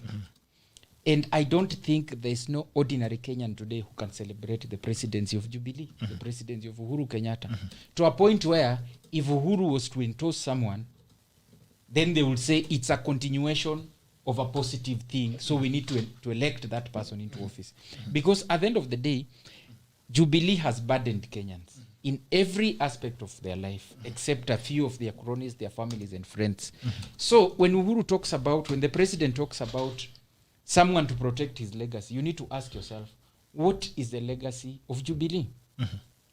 The legacy of Jubilee, we know, is the debt, the insatiable appetite for debt. We are talking about high fuel prices. We are talking about corruption. We are talking about high cost of electricity. Is that what you want protected? Because basically that's what Kenyans can relate with. So if Uhuru is coming forward, the president is coming forward to support someone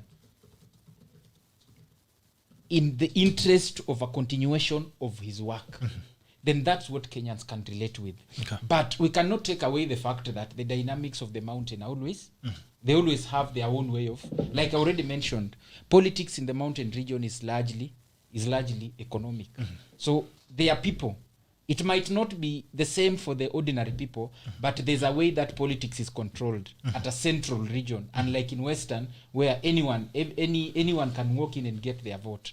In Western, any peg and square can walk in and they'll get their vote as long as they can sell whatever they are selling. Nobody will antagonize you. In the mountain, and that's where the president's influence comes in. Because he has the government, because he has the card that he can dangle around, because he has the resources and the power and the opportunities that can coalesce these people together. Because we were talking about Oka. Raila Odinga might be the primary project of Uhuru. As we can see the way he's being pushed by the government, the state machinery, the cabinet secretaries. But Oka is just another alternative. And that's why I always advise Oka and its sympathizers and its people. Like my friend has said, he's an enthusiast, he's supporting Musalia. I always advise as kids, the earlier when in a polygamous marriage, antagonizing the first wife and their children will never help you. The earlier you mend up things and make up peace, get a share of your inheritance before the old man dies, the better. Because when the old man dies, the first wife always takes precedent. So you realize that there are some things, as much as there might be the law, but there are secrets that the first wife might choose not to disclose. So I'll tell Oka. Oka is a case of the second wife, who is proud and is not ready to accept that there's a first wife, that we must work together in order to build this family in the absence of the old man. So the old man here is the president. So yes, the president might have some influence based on the way the politics of the mountain is organized. But at the moment, I would say, you see, we were talking about the deputy president. Yeah. What I would say is that the deputy president has made his own inroads. If the president was to support, okay, like it looks like Raila Odinga, and of course, it's expected Oka will follow up and join the crew because these are children of the same system. If the president was supposed to support Raila, there will be, of course, there will be there will be votes he will get from the mountain region. But at the end of the day, I wouldn't say it's a vote that Raila has to rely on because the former prime minister has always had his own basket. There has always been disputations about the results, which means that all that the prime minister, and that's if I had an opportunity to tell him, to advise him, I'll tell him, he doesn't need the president's support and endorsement to become president. All he needs is the goodwill, not really the goodwill, but what he could have done is to ensure that we have a system that ensures that the votes are free, fair, transparent, and verifiable. Okay. The rest of the other things are burdens I wouldn't want to associate with as a person because it becomes very to sell. I've lived most of my time in Kiambu, in its regions. Most of the people I interact with, like I already mentioned, majority of the people I interact with are Kikuyus. Majority of the people I deal with are from the mountain region. An ordinary person has no reason to vote for Uhuru Kenyatta again, the president. Okay. An ordinary person has no reason to support anyone fronted by the president. And that's the same thing even at the parliamentary and MC other seats. And that's why Jubilee has fallen. Because at the moment, if you go to the ground, when you see people like Waiguru running, we may play around it, but the truth is the ground does not trust that the president or anyone fronted by the president can solve their problems. Okay. All right. CALYSTUS. Me, I refuse to accept that the president is supporting Raila Odinga. He's not genuinely supporting Raila Odinga because the president is playing games. Okay. And if you follow what he is trying to do, you want to make Raila Odinga hopeless because you want to support him so that he yani akasirishe wale wenye wanamfuata kutoka Central. If you look at how the president has mounted what we call campaign machinery behind Raila Odinga, he's just doing timing because at some point he will have to drop him. Because when you look at people are saying that the Oka are not united, but they are playing games. Because you realize that Musalia Mudavadi had to skip that rally that were organized by Kalonzo Musyoka. And at some point, Gideon Moi came out and make some funny statement. These people are just playing games. What I know, Uhuru Kenyatta, in his normal sense, cannot support Raila. And that is something that that is a bitter truth that people of OTM, the OTM followers, we're gonna call them zombies, the OTM cows, they have refused to accept the reality that Uhuru Kenyatta cannot front Raila, genuinely front Raila. Okay. What he's trying to do, he's trying to support Raila so that he lose that popularity. If you look at how he has interacted with William Ruto in a function, public function, for instance, Uhuru Kenyatta, if you ask him, or if you can get something that can measure the how can we call it, kitu inaweza pima tu roho yake, Uhuru Kenyatta atafurahia sana if he will be handing over to either Mudavadi or William Ruto. Okay. But because of there are some guys who are around him. They want to push him to support maybe Raila Odinga. Even the matter, Namangina, I don't think she can support Raila Odinga. They wanted to use Raila Odinga to advance PPI agenda. Nata Raila pia alijua walikuwa wanacheza game ili ikwame. You realize that to some point James Orengo had to oppose PPI in Senate. So that one tells you that they were lying to each other. And at this point, what is happening? Uhuru Kenyatta will support Raila Odinga until February. All right. After February, he will again make another funny statement saying that I'm going to hand over to whoever will be elected. Okay. And that's why I'm telling my friend, don't just dismiss Musalia. The games are always organized by very intelligent people. Okay. And if Uhuru Kenyatta want to support you, for instance, he cannot just come direct and support you. He can give you resources. Uhuru Kenyatta is funding Oka. Is again funding Raila so that Raila continues sleeping. If he drop Raila by February, Raila will not get time to go and look for donors. Time will be up. And now, akienda kutafuta pesa huko nje atarudi kampeni imekwisha. Sasa, ukiangalia William Ruto pia, to some point is being funded by the state. Okay. Oh. Yes. Uhuru Kenyatta might be supporting him Oh. in a match. This guy has a lot of... Limo.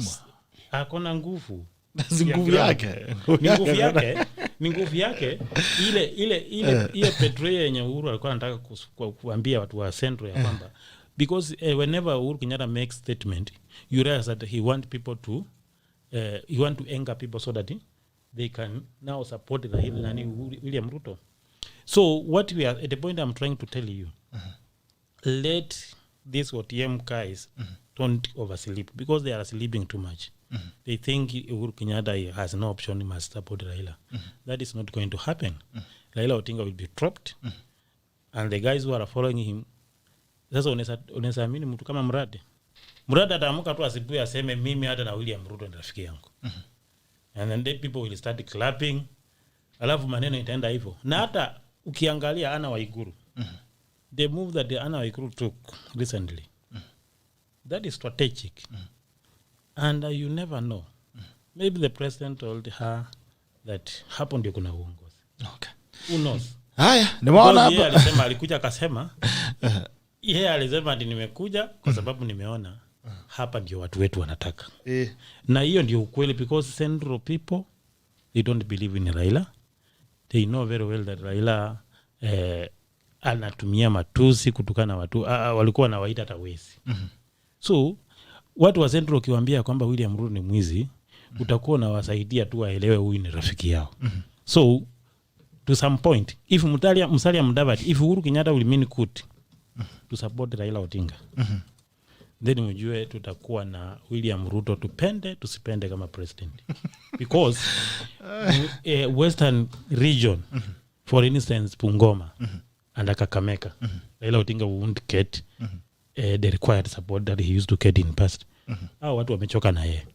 Na wakati Musalia Mudavadi atakaa ni kama mtu wa Chachipanga, hao watu wote watapigia William Ruto because ni majarani hapa. Ukiangalia sisi William Ruto mahali anatoka. Ako yeye ndio more neighbor than even Raila Odinga. Because hata Raila Odinga miasa shuka kamba ni vilikuwa naanguka yeye alifurahia tu. Nzoya kusuka kamba ndio yeye na is almost being put under receivership. Pani paper ndio yeye ilianguka. Sasa hii miradi sote multi-billionaires projects zenye amechukua amepeleka Nyanza. Hangesaidia hata kampuni moja ya Western. Sasa tuseme ukweli ya kwamba Uhuru Kenyatta support yake kwa Raila Odinga itakuwa destructive. It won't add any value to presidential bid of Raila Odinga. Na hiyo ndio wanataka kuachieve. Okay. Raila Odinga alijiapisha. Raila Odinga alisema Uhuru Kenyatta ni mvuta bangi. Yeye ndiye mtu wa kwanza alituambia. Yeye ndiye alikuwa mtu wa kwanza kutuambia kwamba Anna Waiguru ni mpenzi wa Uhuru Kenyatta. Sasa ni ngumu sana yeye kuongea hizi maneno sote alafu akuja afike mahali ati kwa sababu ya kamkono kusalimiana ati sasa Uhuru Kenyatta anasalai law support. I think these people must wake up. They are oversleeping. They must come to the reality that the politics that is being played by the state is highly how can we call it, ni siasa ya hali ya juu. So karata mingi. Lazima wajipange. Wasione tu William Ruto anamwambia kila wakati wajipange. Na sisi hatuna reason yoyote ya kusimama na mzee. Mzee this time round kama atatu support sawa. Kama atakataa kila mtu apikie mtu wao kura. Rafiki yangu anasema ya kwamba Musalia Mudavadi hawezi kuwa kiongozi. Ndugu yangu nakwambia watu wa Western na watu wa Kenya hii wanajua Mudavadi. Ukatupatia Mudavadi na Raila sahi. Definitely people will go for Mudavadi. Hata watu wa Central. Lakini kwa sababu we have got an equation, someone who have supported Central region who is William Ruto. You cannot ignore William Ruto in this equation. And when we are going to an election, the first winner, if we are going to have a runoff, don't rule out William Ruto will be amongst the people who will go to Ariran. And he will go to Ariran maybe as a leading contestant. Because he has the support of Western Central region. He has the support of Rift Valley. Sasa and he has support. I'm trying to, when you cannot sell to when you analyze politics, you have to face the reality. Because I cannot ignore the fact that William Ruto is going to get mountain votes. I cannot ignore the fact that William Ruto has penetrated to some part of Western region. Like, for instance, in Bungoma, when you ask any youth, when you go to that place and ask any youth, whom will you vote for? He will tell you, unless something happen and I get on ballot, Musalia Mudavadi as a serious candidate, I will support William Ruto. That is the fact. And I'm telling you, there's something that will make Musalia Mudavadi start moving. If Musalia Mudavadi start campaigning seriously, and not to campaign in Western region, because you cannot campaign from your home. William Ruto is not campaigning in Rift Valley. Raila Odinga is not campaigning in Central. When you look at Raila is imagining that he will get Western votes by default. That is the kind of sleeping I'm saying. The old man is oversleeping. He is not going to get Western votes by default. He'll have to come and campaign and convince us why he took all the project to Nyanza, and now he's coming with the Azimio la uvunjaji.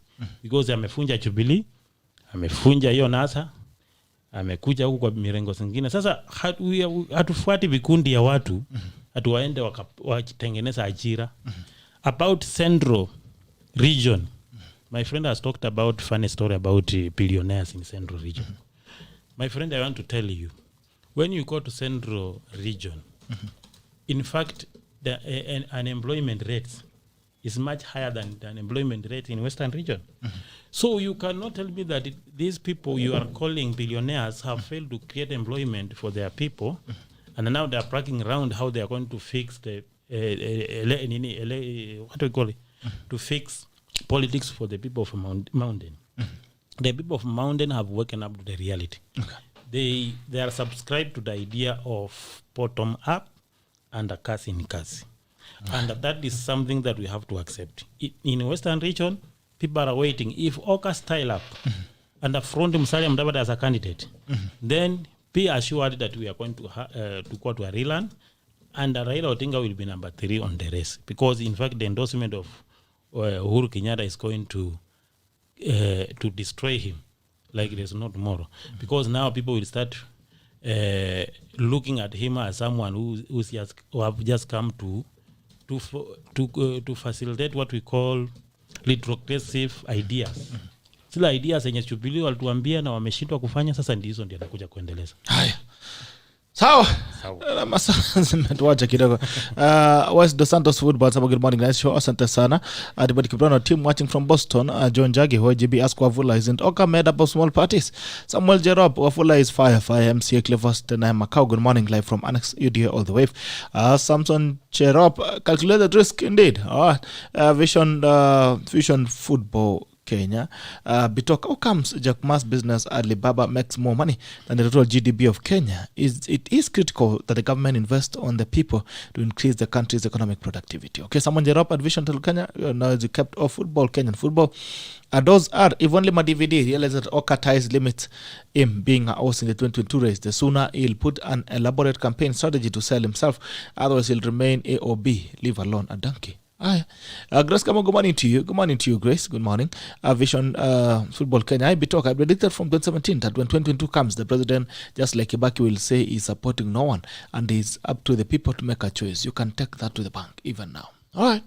I'd like to take to the bank. Irene Wanjiku says, good discussion, but some analogies come from political analysts are off. One can't compare a dead or dying political party to a barren woman. The party has been torn up by people. No woman woke up one day and walked towards their own barrenness. All right.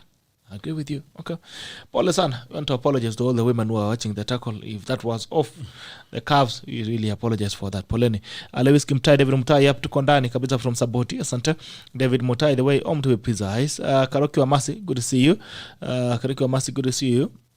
David anasema stage 4 cancer. Okay, all right. Arab Cheriot Oletue, good morning Bitok. Abraham Kibitok Cheriot tuned in from Machakos County, Lukenya Hills. Why are many people afraid of deep state dynasties and system while Chebukati and IBC have assured Kenyans of free and fair elections? Swala nyeti. Lewis Kimutai Uhuru will be seen as the most stupid president in the entire world to endorse somebody who is idealist like Odinga. Falling from Manchester, UK, David Mutai. Good work, my brother Bitok. Good to see you. Thank you so much, David Mutai, my brother. It's a pleasure to see you supporting us this morning. Lewis Kimtai, even if Raila will be endorsed, Asla movement will show Raila and Uhuru the way. Alright. Okay, Aska Mebur, don't blame Mudavadi. Nishida yake being given leadership on a silver platter. He was removed from a lecture hall and handed over leadership privilege. Bane. Arik Monori, tuned in from Kericho. We need you to have Chief Asla on the show. He's coming in before the year ends. Tutafunga na yeye. Lewis Kimtai, bidoko kupoa, we tupe uondo. Asante sana. Thank you guys for joining us this morning. Alfred Mutua, great man Wafula, is making sense in his analysis. John Joroge, I like that guy that I just explained it so well. ODWEYO, good to see you. I apologize on their behalf. There's something I want you guys to try as well. Yeah, sweet tunda. Some red mangoes I got from Sweet Tunda. They're really very delicious. Can I talk about it? It's Sweet Tunda. Dried mangoes from Sweet Tunda. No added sugar. Dried food chips. Everything that starts ends with natural goodness. From the way we work with small-scale local farmers to selecting the sweetest fruits, generally baking them to seal in all the goodness and exuding confident refined sugar. All the ingredients for delicious, healthy snacking on the go. This is the best snack you can have. This is the best snack you can have. It's a very healthy and as well, no added sugar. Natural fruit that has been dried. You guys can have a bite. Naambia mnasikia namna gani?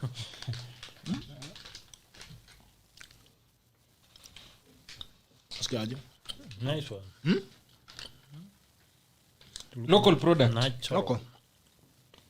Nasikia namna gani? So you can buy an hamper. And challenge you guys, you need to go with a hamper. So the hamper comes with Sweet Tunda. It's a dried mango. It comes with granola. It's a mix of macadamia, mixed seeds and dried mixed fruits as well. Macadamia, nuts, and other seeds. Sunflower, kina nani. Kuna nyingine hapa pia. It comes with macadamia, mixed seeds, and chocolate chips. So if you want a twist of chocolate, only 1,000. I want only 1,000. Only 1,000. That's good for a hamper. So, you guys. Oh, there's another classic again. Yeah, that comes as an extra in the hamper. Macadamia mixes and raisins. Is us raisins. So it turns a twist of raisins at only 1,000 bob. You can buy it for yourself, or you can buy for someone close to you. You can order as well. Or 0729828820. Lakini nyinyi, you'll have to buy now. All right, ama mjaipenda. Nasikia namna gani CALYSTUS? This one, hii iko poa sana. Ni healthy. Niko utembea na maembe unashaka kwa street. Hii unachukua hata unaweka kwa koti unatoa moja moja. Yes. Nasikiaje bwana? Au mbunge. Yeah, so these local cottages you can promote them and ensure that they are expiry date since it's natural and it's well sealed. Best before 2022. So these are things you can even 24 you can even freeze. You don't even need to freeze because it's already sealed. It is right. So ensure that it's preserved for the longest Just time. maintain the But you can maximum replicate, yes. Ensure that it's not. But once you open, you need to try and consume as quickly as possible. Yeah. So make sure you buy. Nice. Okay. Good one. And this will keep you healthy. Breakfast, amazing breakfast. This natural breakfast. Hii mambo ya kung'ang'ana na mikate. To keep you on the run. So I know I already have 2 ampers from you guys. Ama namna gani? Omubunge. Local cottages. All right. It's been a pleasure having you guys on the show this morning. It's been the Siasa Wednesday of the 17th of November 2021. Na tumekuwa na ODWEYO, tumekuwa na CALYSTUS, na tumekuwa na MUCHENDU kidogo ambaye amekimbia, kuna emergency kidogo. It's been a pleasure having you. Kama uko na maswali, unaweza tusukumia. Tuonane kesho kwenye Diaspora Edition na David Sankok na Farah Malim. Kesho kama nitaingia kazi kidogo kwenye Diaspora Edition, kana Joel Rama tutakuwa pamoja kesho kwenye Diaspora Edition. David Sankok is coming in and Farah Malim, former senator. It's a pleasure having you and wish you a very good day. This is a tackle and it ends now. Bye bye.